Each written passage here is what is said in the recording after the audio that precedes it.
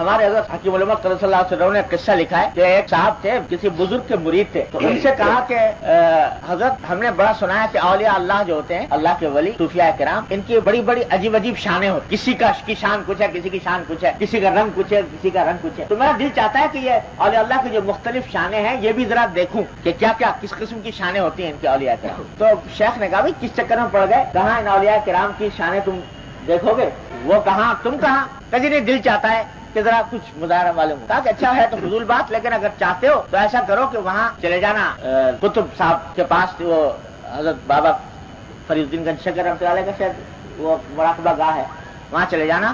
تو وہاں 3 بزرگ بیٹھے ملیں گے تمہیں. تو ایسا کرنا کہ پیچھے جا کر ہر ایک کے کمر پہ ایک ہلکا سا مکہ مار دینا، ایک اس کے مار دینا، ایک اس کے تینوں کو، پھر دیکھنا کیا ہوتا ہے. تو یہ حضرت جو ہے یہ اولیاء کرام کی شان دیکھنا چاہتے تھے، تو وہاں پہنچ گئے اور وہ تینوں بزرگ بیٹھے ہوئے تھے. جا کر ایک کے پیچھے مکہ مارا. جو جن کے مکہ مارا وہ انہوں نے پلٹ کے دیکھا بھی نہیں کون مکہ مار رہا ہے، کیا کر رہا ہے، اپنا ذکر تسبیح مشغول تھے، اسی میں مشغول تھے. دوسرے بیٹھے تھے، ان کو جا کے کمر میں مکہ مارا. تو انہوں نے پلٹ کے ان کی طرف دیکھا اور ویسے ہی مکہ ان کا مارا. تیسرے کے پاس پہنچے، اس کو مکہ مارا تو وہ پیچھے مڑے اور مڑ کر اس کا ہاتھ پکڑ کے کہ تمہارے ہاتھ میں چوٹ تو نہیں لگی، تمہارے ہاتھ کے میں کوئی درد تو تکلیف تو نہیں ہوئی، لا مسئلہ.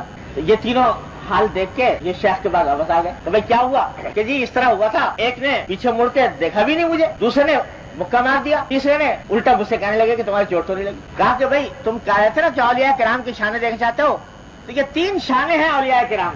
جو صاحب جو تھے ذکر میں مشغول تھے، انہوں نے پلٹ کے تمہیں نہیں دیکھا.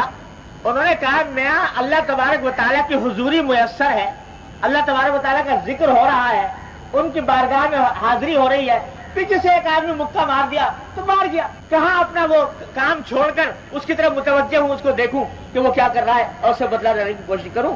وہ وقت جتنا اس سے پوچھنے گھسنے میں ضائع ہوگا، اس کا مکہ مارنے میں ضائع ہوگا، اس سے بہتر ہے کہ اتنا وقت اللہ کے ذکر میں صرف کرو. ان کی شان تو یہ تھی. دوسرے جو تھے بزرگ، یہ بتاؤ کہ جب انہوں نے پلٹ کر تم سے مکہ مارا تو کچھ کہا بھی زبان سے؟ کہا کہ نہیں، کہا تو کچھ نہیں، بس مار کے پھر اپنے کام میں لگ گئے. کہا کہ اچھا جتنا مکہ تم نے مارا تھا اتنا ہی مارا کہ کچھ زور سے زیادہ مار دیا؟ کہ نہیں جی اتنا ہی مارا جتنا میں نے مارا تھا، کچھ زیادہ نہیں. کہا کہ انہوں نے یہ کام کیا کہ کیونکہ ان کو شرن حق حاصل تھا مکہ مارنے، تو اس واسطے کیونکہ تم نے مارا تھا، زیادتی کی تھی، تو ان کو بھی حق حاصل تھا.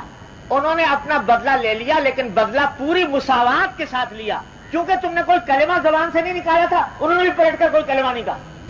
اور جتنی زور کا تم نے مارا تھا اتنا ہی زور کا انہوں نے بھی مارا.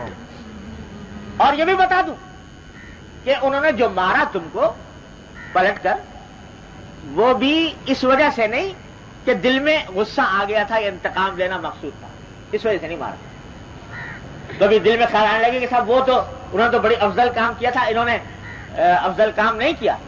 بات در حقیقت یہ ہے کہ بعض اولیاء اللہ، ذرا سمجھ لو بات، بعض اولیاء اللہ ایسے ہوتے ہیں کہ اگر ان کو انسان تکلیف پہنچا دے اور وہ بدلہ نہ لیں، اللہ تبارک و تعالیٰ کا غضب نازل ہو جاتا ہے، اللہ تعالیٰ کا قہر نازل ہو جاتا ہے. ایک حدیث ہے، حدیث قدسی، کہ اللہ تعالیٰ فرماتے ہیں کہ من عادى لي وليا فقد آذنته بالحرب، جو میرے کسی ولی کا دشمن ہو جائے یا اس کو تکلیف پہنچائے، میری طرف سے اس کو اعلان جنگ ہے، اللہ تعالیٰ کی طرف سے. تو اگر وہ بدلہ نہ لیں، صبر کر لیں، اس صبر کے نتیجے میں بعض اوقات اللہ تعالیٰ کا قہر نازل ہو جاتا ہے. تو یہ مکہ جو مارا تم کو، انہوں نے در حقیقت اللہ کے قہر سے بچانے کے لیے مارا، کہ کہیں ایسا نہ ہو کہ تم قہر میں مبتلا ہو جاؤ اللہ تعالیٰ. کہ یہاں ایک دل میں خیال بعض اوقات پیدا ہوتا ہے کہ بھائی وہ ولی اللہ جو تھے وہ تو بڑے مہربان اور شفیق تھے کہ انہوں نے مکہ اس لیے مارا کہ قہر نازل ہو جائے. جب وہ اتنی مہربانی کرنے کو تیار ہے تو اللہ میاں کیوں قہر نازل کرتے ہیں اس کے اوپر؟ اللہ میاں کیوں غضب نازل فرماتے ہیں ایسے آدمی کو؟ حضرت حکیم الامت مولانا تھانوی قدس اللہ سرہ فرما دے، کیا خوبصورت بات جواب انہوں نے فرمائی ہے کہ بھائی یہ باتیں عشق کی ہیں، محبت کی، یہ عقل کی عام ترازو میں تولنے والی باتیں نہیں. بات یہ ہے کہ ایک آدمی اگر کسی شیرنی کو چھیڑ دے، ایسے ہی معمولی سا آدمی جا کر، تو وہ شیرنی معاف کر دیتی، لیکن شیرنی کے بچوں کو چھیڑ کے دیکھے طرف تو اس بات کا اندازہ کرنا کہ سوت برابر آگے پیچھے نہ ہو، اتنا ہی ہو، یہ آسان کام. کہیں ذرا سے جاتی ہو گئی مار کھا گئے. اور دوسرا اتنا بڑا افضل کام ہے معاف کر دینا کہ جس کے کوئی ٹھکانا نہیں. تو اعلیٰ درجہ حلم کا یہ ہے کہ بے موقع غصہ نہ ہو، اور مستحسن یہ ہے کہ موقع پر بھی نہ ہو، ہاں جہاں ضرورت پیش آ جائے وہاں، جہاں حق ہے غصہ کرنے کا پھر بھی غصہ نہ کرے. اصل حلم وہ ہے، اصل حلم وہ ہے.